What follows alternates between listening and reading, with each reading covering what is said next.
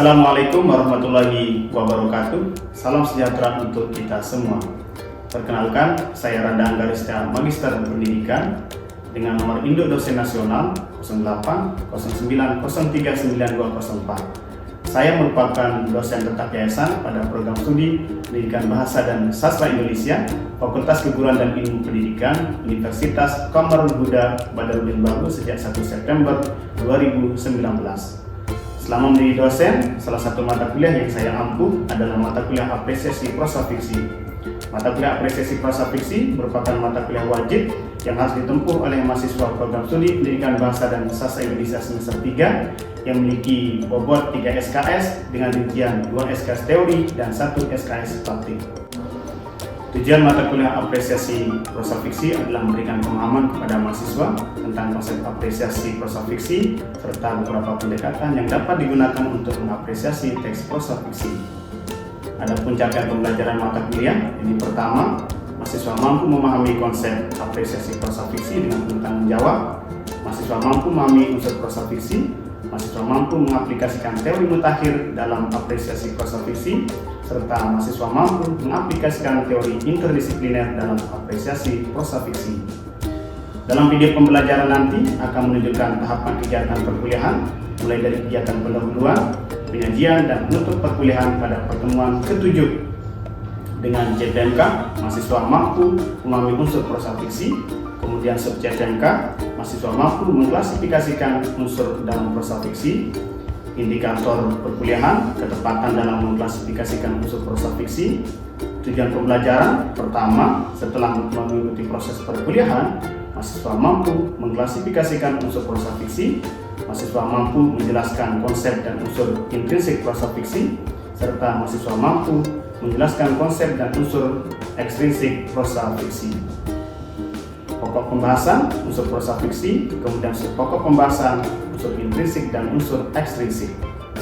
Adapun penugasan untuk mahasiswa, yakni mahasiswa mengidentifikasi unsur cerita dalam kumpulan teks cerpen yang saya ciptakan dan telah diterbitkan oleh Slat Media Publishing pada tahun 2023 berjudul Wajah. Adapun aspek yang dinilai yaitu ketepatan dalam mengklasifikasikan unsur prosa fiksi dan kriteria portofolio, teknik penilaian non-tes, yaitu mahasiswa membuat resume tentang klasifikasi unsur prosa fiksi. Demikian deskripsi singkat tentang mata kuliah apresiasi prosa fiksi yang saya ampuh pada program studi Pendidikan Bahasa dan Sastra Indonesia. Selamat menyaksikan video pembelajaran atau perkuliahan apresiasi prosa fiksi pertemuan ke-7 berikut ini.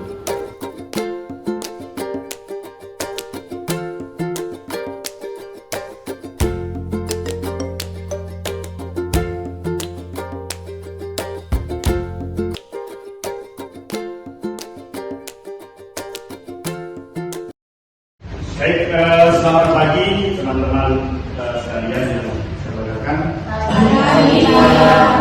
Apa kabar hari ini? Baik, seperti biasa ini adalah pertemuan kita yang ke-7 di mata kuliah apresiasi prosa fiksi. Tetapi sebelum itu, sebelum kita masuk ke materi, bahkan saya ingin saya meminta teman-teman untuk berdiri seperti untuk apa ya? Menjalankan ingatan kita sebelum kita masuk ke materi. Okay? Jadi dulunya adalah kalau saya katakan tepuk pagi, teman-teman tepuk 1 kali. Jika saya katakan tepuk siang 2 kali, tepuk sore 3 kali, dan tepuk malam tidak berbunyi. Oke? Okay? Tepuk pagi, tepuk siang, tepuk malam.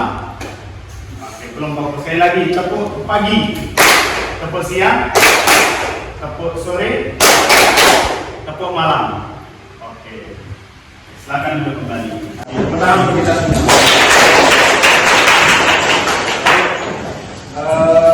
mulai perkuliahan hari ini. Bismillahirrahmanirrahim. Assalamualaikum warahmatullahi wabarakatuh. Waalaikumsalam warahmatullahi wabarakatuh. Salam sejahtera teman-teman sekalian. Alhamdulillah hari ini kita bisa berjumpa dan saya berharap untuk kembali melanjutkan proses perkuliahan di mata kuliah apresiasi prosa fiksi. Oke, terima kasih sudah hadir tepat waktu. Berikutnya saya ingin mengabsensi atau mempresentasi teman-teman satu persatu. Baik, Sagita, Dewi Ambari, Diki Chandra, kemudian Herunisa, kemudian Muhammad Sani Ridwan, Muhammad Arya, Muhammad Duwati. Ini adalah mata kuliah apresiasi bahasa fiksi. Nah, saya ingin menunjukkan apa sih fokus pertemuan kita hari ini. Teman-teman bisa melihat untuk pertemuan ke-7, STNK-nya adalah mahasiswa mampu memahami unsur prosa fiksi. Jadi ini kita sudah masuk kepada ranah ke-7 atau pertemuan ke-7 terkait dengan unsur-unsur di dalam prosa fiksi. Kemudian nanti STNK-nya adalah mahasiswa mampu mengklasifikasikan unsur dalam prosa fiksi. Kemudian indikator nanti teman-teman, indikator penilaian ketika saya sudah menyampaikan materi, dan nanti akan ada tugas yang harus teman-teman kerjakan, itu secara berkelompok, jadi ketepatan dalam mengklasifikasikan unsur prosa fiksi. Lalu tujuan pembelajarannya ada 3. Pertama, setelah melalui proses perkuliahan, mahasiswa mampu mengklasifikasikan unsur prosa fiksi, kemudian menjelaskan konsep dan unsur prinsip, dan satu lagi konsep ekspresi. Oke. Baik, kemudian pokok bahasan kita unsur prosa fiksi, kemudian di pokok bahasan terkait dengan unsur prinsip dan unsur ekspresi dalam teks prosa fiksi. Oke, kemudian sebelum kita masuk ke inti pertemuan atau materi kita hari ini, saya ingin kita bersama-sama merefleksi kembali materi-materi yang sudah kita bahas di pertemuan ke-6 sebelumnya. Mudah-mudahan teman-teman masih ingat itu apa yang dimaksud dengan teks prosa. Ada itu teks prosa. Salah satu contohnya apa? Apa? Oke, cerpen dan novel. Oke. Nah, ini ada pernah membaca salah satu kumpulan cerpen Cemara karya Hamzah Pramukti. Jadi ini adalah salah satu contoh dari teks prosa yang memang di dalamnya menggambarkan tentang bagaimana pergulatan, pergulatan atau kritik sosial dan kritik ekologi yang disampaikan si Cemara ke dalam karya sastranya itu sendiri. Nah, tadi di pertemuan ke-6 atau di beberapa pertemuan sebelumnya kita sudah sepakat bahwa teks prosa itu karangan bebas, baik lisan ataupun tertulis, yang biasanya dikenal sebagai ragam sastra yang dibedakan dengan puisi. Bedanya adalah kalau teks prosa itu memiliki alur, sementara puisi tidak. Nah, kemudian sumber cerita kadang teks prosa itu kan sumber ceritanya bisa berangkat dari lingkungan sekitar pengarang. Ketika kita melihat kembali teori dialektik bahwa sastra itu merupakan tiruan dari dunia realitas. Nah, maka kadang pengarang itu seringkali menyampaikan hal-hal yang dia saksikan, yang dia dengar, yang dia raba di dalam karya sastra yang mereka ciptakan. Nah, oke. Kemudian, nah ini seperti yang saya sampaikan tadi di paparan materi kita hari ini fokus pada unsur prosa. Nah, barangkali teman-teman di jenjang SMP atau SMA sebetulnya sudah kan belajar tentang unsur prosa? Sudah kan? Nah, terutama di mata pelajaran masih ada yang ingat unsur prosa dan fiksi apa saja? Unsur dan unsur ekspresi. Nah, itu yang akan kita bahas hari ini. Nah, pertama saya awali dari unsur intrinsik. Setiap teks sastra atau setiap teks prosa fiksi, terutama tadi ada yang menyebut cerpen, novel, cerita rakyat, itu pasti memiliki tema. Jadi tema itu apa? Isi cerita secara keseluruhan. Lalu pertanyaannya adalah bagaimana cara kita bisa menentukan tema dalam satu karya sastra atau dalam satu teks prosa? Betul, membaca teks itu secara keseluruhan. Karena tema itu tidak ditampilkan secara nyata oleh si pengarang, tetapi akan kita temukan setelah kita membaca teks prosa fiksi itu sendiri. Beda dengan judul. Kalau judul kan dengan sekali membaca kita sudah bisa melihat, oh judulnya seperti ini. Oke. Nah, selain tema kemudian ada plot atau alur. Alur itu ada dua, ada alur maju, alur mundur. Jadi alur itu apa sih sebenarnya? Jalannya cerita. Oke. Jadi setiap itu bedanya tadi antara teks prosa dengan teks puisi. Kalau puisi sudah dipastikan tidak memiliki alur, tapi dalam teks prosa pasti memiliki urutan jalannya cerita atau alur. Nah, dibedakan tadi ada alur maju dan ada alur mundur. Alur maju itu ketika teks sastra itu atau ketika teks prosa itu ditampilkan secara berurutan. Ketika si A lahir sampai si A itu menjadi anak yang sukses misalnya. Tetapi kalau alur mundur itu cerita mengalami flashback atau si pengenalan atau kita itu mengalami kemunduran, ya kan? Misalnya di awal cerita si A sudah tumbuh menjadi orang yang dewasa, tapi nanti di bagian cerita berikutnya diubah kembali bagaimana kronologi atau bagaimana urutan jalannya cerita sampai si A itu menjadi anak yang dewasa dan sukses. Kemudian berikutnya selain tema dan alur atau plot dalam teks prosa fiksi juga pasti ada penokohan dan tokoh. Nah, tokoh ini menjadi lokomotif penggerak, menjadi aktor yang menggerakkan cerita. Oke. Teks prosa tidak akan berakhir atau tidak akan memiliki alur tanpa ada aktor, tanpa ada tokoh yang menggerakkan cerita. Nah, masing-masing tokoh itu pasti memiliki sifat atau watak. Nah, yang kita sebut sebagai penokohan. Nah, penokohan itu ada berapa? 3. Ada 3. Ada apa saja?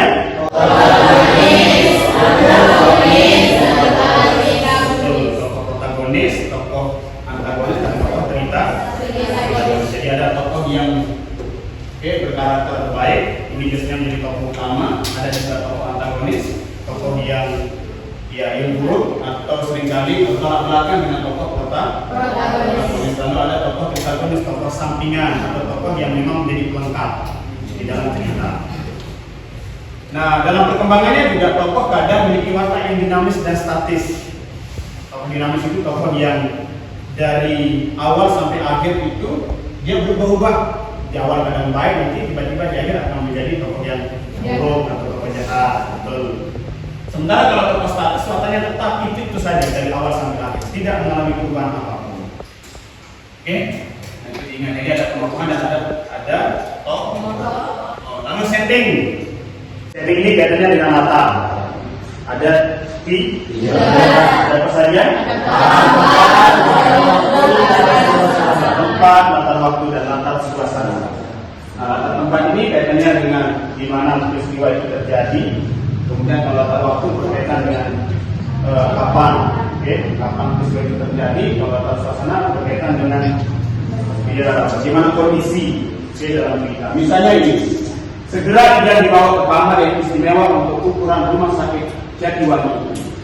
Kira-kira dari penggalan prosa ini, latar tempatnya di mana? Kamar atau rumah sakit Jatiwangi. Nah ini jadi ada di 3 tempat waktu dan latar suasana. Oke, lalu berikutnya point of view atau sudut pandang, posisi pengarang di dalam cerita. Nah, kita bisa melihat posisi pengarang itu di mana sih? Tergantung dari kata ganti yang digunakan. Nah, maka point of view dibedakan menjadi 3. Ada point of view atau sudut pandang orang pertama, ada sudut pandang orang kedua, dan ada sudut pandang orang ketiga. Sudut pandang orang pertama kita bilang posisi pengarang sebagai tokoh utama. Oke, jadi pengarang itu yang menggerakkan cerita. Biasanya ada yang berkata aku, kita.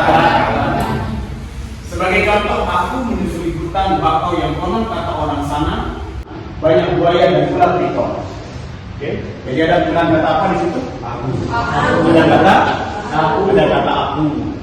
Kemudian pada penggalan prosa berikutnya, kapan yang kami tumpangi bersandar di dermaga jua. Katakan. Lalu berikutnya sudut pandang orang pertama dibagi 2. Ada orang pertama tunggal, ada orang pertama zaman. Kalau orang pertama tunggal itu tadi Oke, kalau sudut pandang orang pertama jamak, betul. Nah, lalu sudut pandang orang kedua. Kalau orang pertama tadi tokoh utamanya adalah si pengarang, sudut pandang orang kedua itu tokohnya seolah adalah pembaca. Jadi pengarang itu menunjuk kita sebagai pembaca pada kata kamu atau engkau atau anda atau kalian. Nah, misalnya kemungkinan engkau lupa Anda tentang janji suci yang dulu kita ucapkan berdua di depan saksi. Kau berjanji akan membangunkan istana, namun kini janji akan tinggal janji belaka. Jadi ada penggunaan kata kau atau kau. Oke? Ada pertanyaan dulu? Kita lanjut? Oke. Itu kemudian sudut pandang orang ketiga. Nah, sudut pandang orang ketiga ini bukan si pengarang atau bukan si pembaca tokoh utamanya, tapi seolah adalah orang lain. Oke, biasanya menggunakan kata dia, atau mereka. Misalnya dia lari tunggang-langgang saat sipir penjara melihatnya dari kejauhan. Dia membelah semak luka, duri tajam tak lagi dipedulikannya. Ada kata apa di situ? Dia. Nah, ini penanda dari kata ganti atau kata apa tadi? Sudut pandang orang. Sudut pandang orang ketiga juga sama, dibedakan menjadi dua. Ada yang tunggal, ada yang jamak. Tunggal itu dibagi ditentukan atau ditandai oleh kata dia atau ia.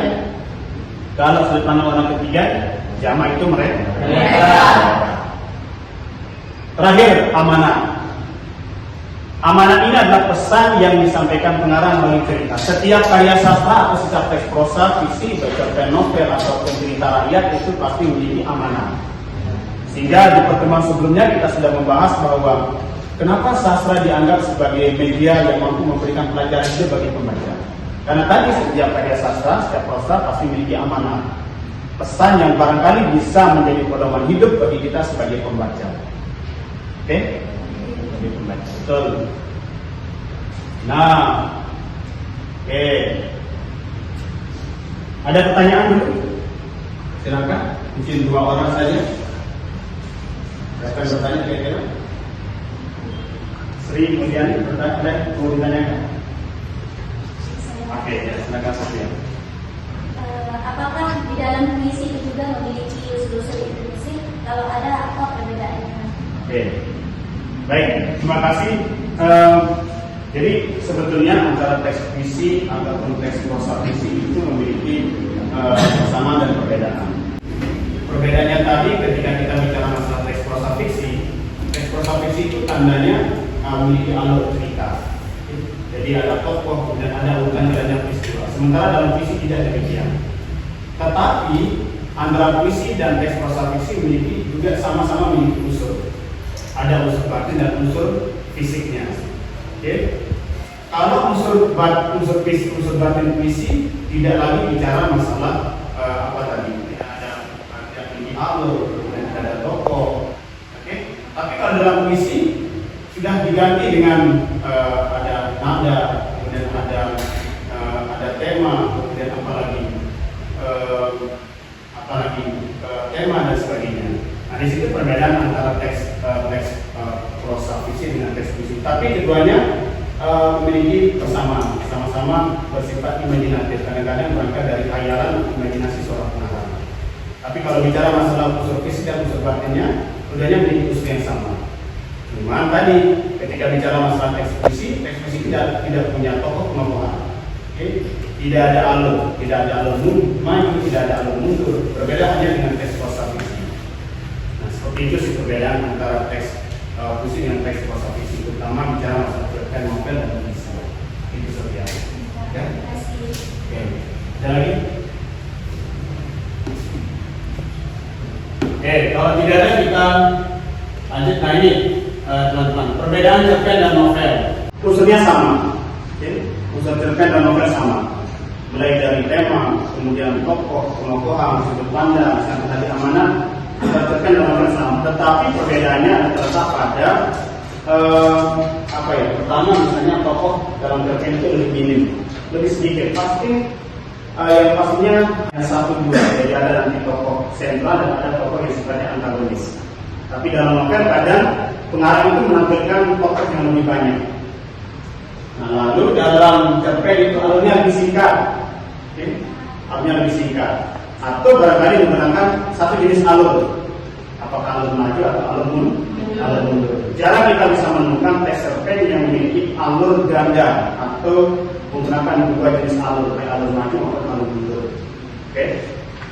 Nah, lalu cerpen hanya menunjukkan watak tokoh utama, kadang-kadang seperti itu. Berbeda halnya dengan dalam novel, itu tokoh utama ataupun tokoh antagonis sudah dijabarkan lebih detail. Bagaimana wataknya, bagaimana sifat-sifat yang dimiliki oleh setiap tokoh dalam teks novel itu dijabarkan lebih detail. Kemudian latar cerpen itu lebih sempit, lebih sedikit, paling hanya satu atau satu dua. Berbeda halnya dengan novel. Novel itu lebih banyak latar tadi. Karena pengarang itu bebas mengeksplorasi eksplorasi latar yang memang sesuai dengan teks karya sastra yang mereka ciptakan. Karena cerpen itu keterbatasan kan dengan jumlah kata. Nah, itu menjadi salah satu hal yang penting untuk dicatat. Kemudian konflik cerpen hanya satu, paling hanya ketika si tokoh protagonis dan antagonis bertemu, kemudian paling akan melahirkan satu jenis konflik yang terjadi. Nah ini tadi seperti yang saya sampaikan, ini salah satu kumpulan cerpen yang mungkin barangkali itu agak relate atau agak relevan dengan apa yang kita hadapi, apa yang kita alami hari ini, terutama kaitannya dengan kritik sosial atau kritik lingkungan hidup atau kritik ekologi yang akhir-akhir ini sedang marak terjadi. Nah, tadi terima kasih sudah bertanya. Quiz, ini ada 3 quiz. Mudah-mudahan nanti bagi teman-teman yang sedang menyimak, quiz yang pertama itu yang sudah pandang apa saja tadi boleh mengatakan. Oke, baik. Sudut pandang orang pertama, sudut pandang orang kedua, dan sudut pandang orang ketiga. Oke, betul? Oke, baik. Yang kedua, alur. Oke, Arya. Alurnya ada alur maju sama alur mundur, yang dimana alur maju itu menceritakan tentang kehidupan, untuk dibilang masa depan, atau kalau alur mundur itu tidak maju itu menceritakan tentang kehidupan, bisa dibilang masa depan, ataupun kalau alur mundur itu menceritakan tentang seorang pemuda yang udah di masanya tapi diceritakan kembali, atau bisa dibilang flashback. Oke, jadi mengalami flashback. Sementara kalau normal itu berulang. Oke. Terus yang ketiga, tokoh tadi ada tokohnya apa saja, pengokohannya. Oke. Ada 3 juga. Yang pertama protagonis, antagonis, dan protagonis. Kalau protagonis itu tokoh yang biasanya berperilaku baik. Oke, kalau antagonis. Tokoh utama. Terus kalau antagonis itu yang bertentangan dengan tokoh protagonis atau berperilaku buruk. Sementara antagonis adalah tokoh satu. Oke, baik. Betul, terima kasih. Tepuk tangan untuk 3 peserta. Dan jadi tadi sudut pandang itu ada 3, ada sudut pandang orang pertama, orang kedua, dan orang ketiga. Kalau di alur itu tadi ada alur maju. Kalau di tokoh tadi ada tokoh protagonis. Oke, baik. Berikutnya, nah silakan. Saya ingin membagi teman-teman ke dalam. Oke, ini sudah 4 kelompok, boleh membuat ini jadi satu kelompok 1, 2, 3, 4, 5, 6 orang ini. Nah, mahasiswa silakan agak berdempet, buat satu lingkaran. Ini juga 1, 2, 3, 4. Oke, kita 4 ini satu kelompok, 3, 4, 5. Oke. 2, 3, 4, 5. Oke, jadi kita punya 3 kelompok. Kelompok 1, kelompok 2, dan kelompok 3. Tadi kan kita sudah membahas beberapa unsur implisit dalam teks prosa. Mulai dari apa tadi? Tema, kelompokan, Oke, kelompok pertama. Ini kelompok pertama tugasnya adalah dari ini kan teman-teman dihadapkan oleh satu cerpen. Oke, cerpen. Nah, nomor pertama itu tugasnya adalah mengidentifikasi satu unsur intrinsik berupa pokok. Oke, pokok. Kemudian ini latar. Oke, latar tempat atau latar waktu. Ini sudut pandang. Apakah sudut pandang orang pertama, orang kedua, atau orang ketiga? Mulai berapa pokok, mulai berapa pokok atau tidak?